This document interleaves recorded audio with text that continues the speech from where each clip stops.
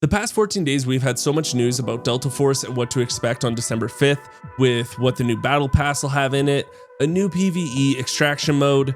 They finally confirmed if the game will have bots in it or not. Spoiler alert, there will be no bot players in the extraction mode or in the battlefield mode. But at the same time, I actually think it's kind of a bad thing, but we'll get into that when we talk about that section.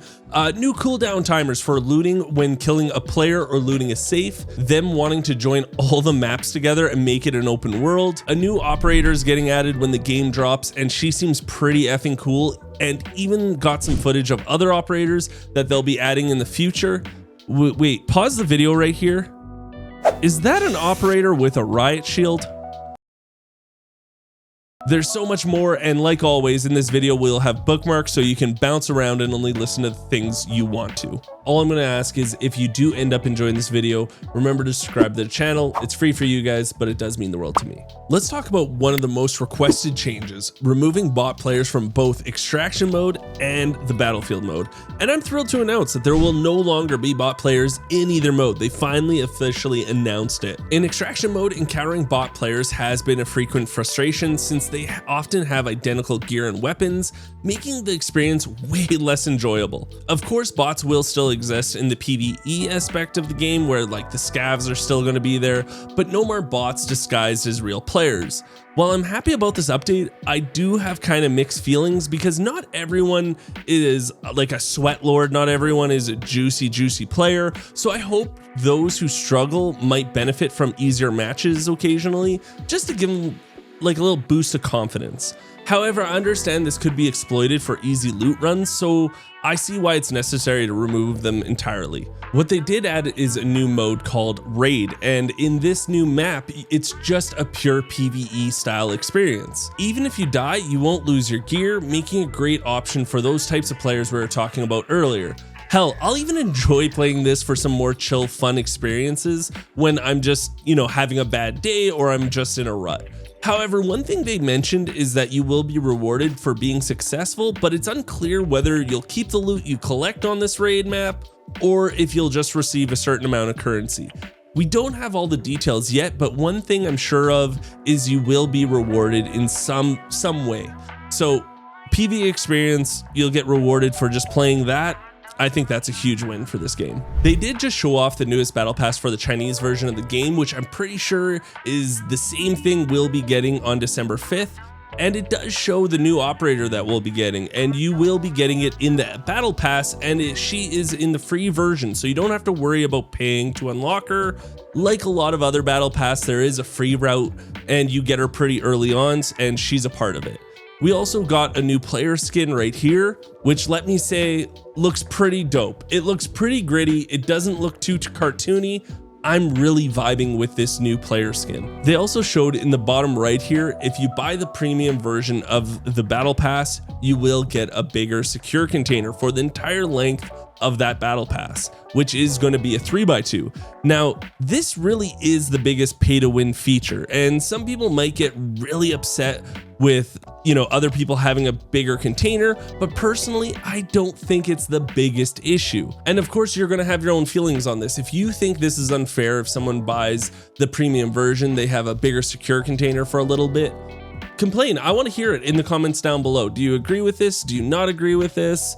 And this being a free-to-play game, I don't know. I justify this, and I don't think it's really that egregious. Oh, that's a good word, egregious. Like I said, this game just being free to play, it's understandable, but to put your head at rest though, I will let you know they have confirmed you will not be able to pay for currency like you can in Arena Breakout. So if this is the worst of it, I think we can all live with it. Also, you can get this case by just doing missions, so don't worry, there will be other ways to get bigger secure containers in game. So in the game, they already have it, so when you use a key card to open a room, the person that uses the key card has like 50 seconds to loot before your teammates can even do anything really in that room. Now, the feedback they said during the beta was there were a lot of loot goblin douchebags people played with, my words, not theirs. And they are going to start extending this loot cooldown to not only the locked rooms, but to now players you kill and the state safes you start looting first. This will be something in the options that you can turn on or off if you want, but this might be something good on paper, and we will really have to wait and see.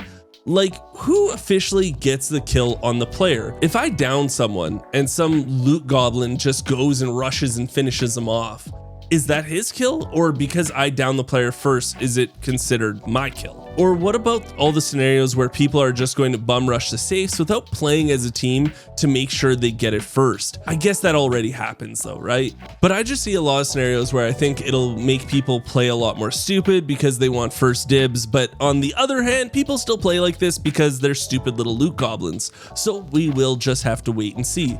My biggest takeaway from this though is they're listening to player feedback and they want to fix things that they keep hearing over and over again. I think this is the greatest thing. They actually care, you guys. Can you believe that? They care, it sounds like. We'll see though. We'll see, Team Jade. We also got a sneak peek of what the update schedule is going to be looking like and what they're going to be focusing on. So there is going to be a big patch every 3 months, which I think is a great time frame to do these. 3 months isn't too long or too short.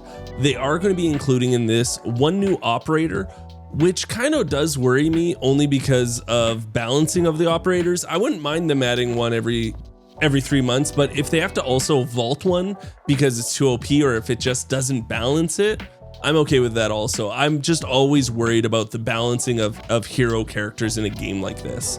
They're also going to do an operations map update. It doesn't say a new operations map, it just says an update to it. So maybe they'll expand the maps or do something, but there's going to be an update to one of the maps always.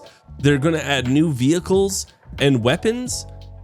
There's no vehicles in operation, so that's kind of odd. And this is for operations, right? So I don't know, maybe it's for the raid mode, but I'm not sure. And then they'll also do continuous balance and optimization.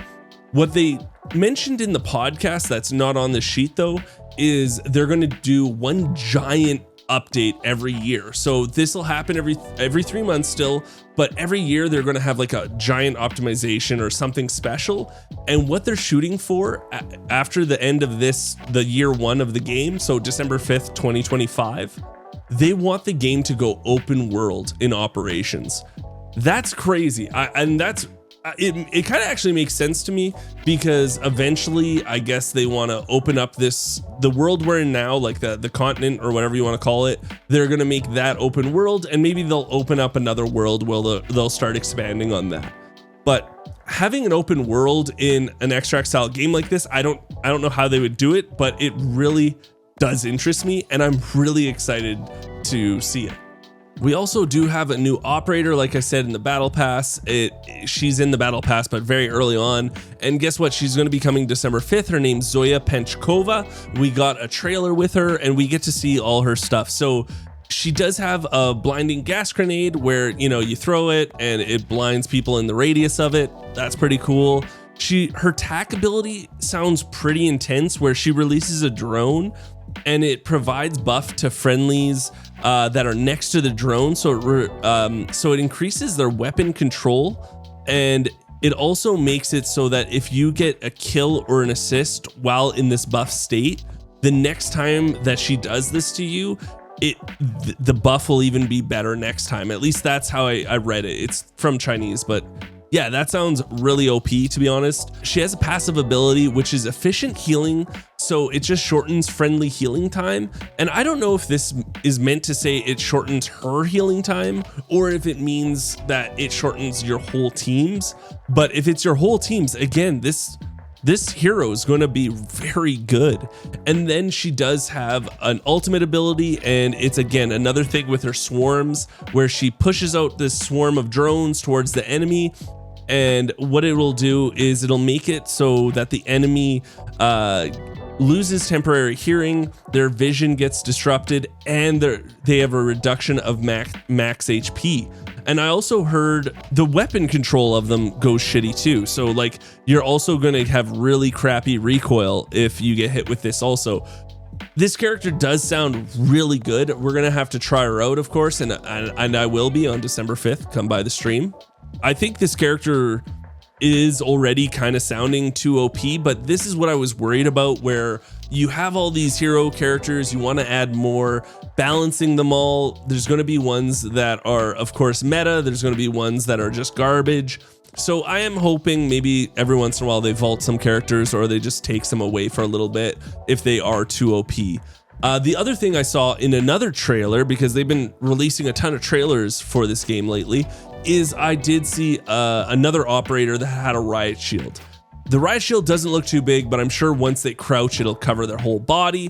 But I don't know what it is with, you know, every hero shooter has an operator with a riot shield, and everyone hates them. No one likes that character.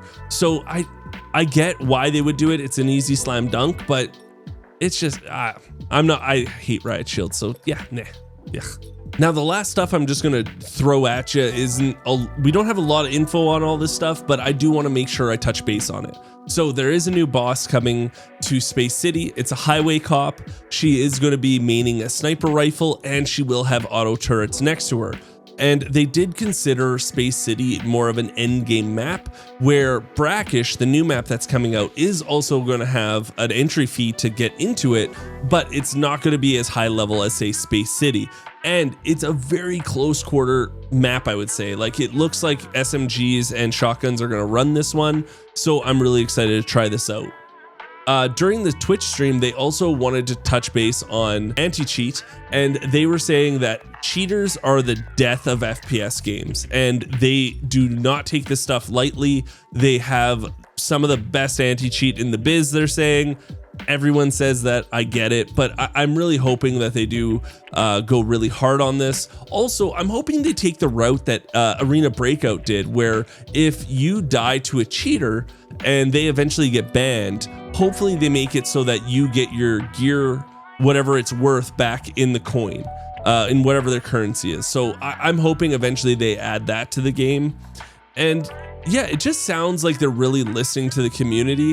When they were talking on the Twitch stream, they really care, and maybe it's all for show, who knows, but they sound genuine. That's all I'm going to say, and it makes me really excited for this game. So I really hope you enjoyed this video. If you did, remember to subscribe to the channel. It's free for you guys. It does mean the world to me.